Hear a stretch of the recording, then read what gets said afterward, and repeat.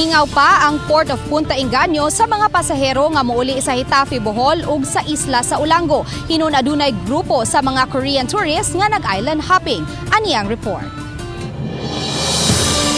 Ang mga pasahero na lang paingon sa isla sa Ulango ang nagpabilin sa terminal sa Port of Punta Inganyo. Human makalawig sa yung buntag ang fast craft paingon sa Hitafe. Gamay ra ang mga pasahero nga mopaingon sa Ulango Island kay sagad kanila nagdaman og sakyanan nga ikarga sa Roro.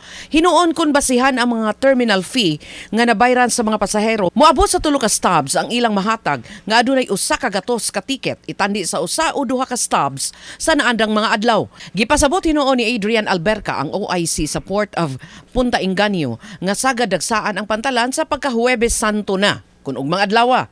Dagsa na gyud ang mga pasahero na to ani. Daghan na gyud. Susama sa Island Ulango ana o Bohol.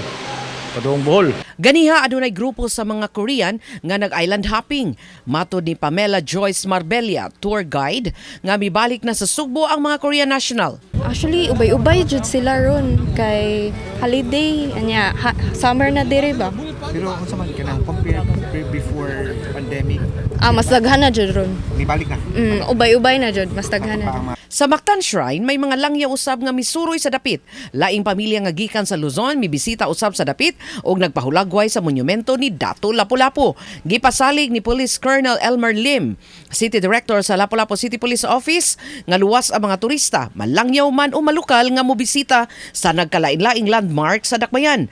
Adunay mga tourist police nga andam kanunay moabag sa mga bisita.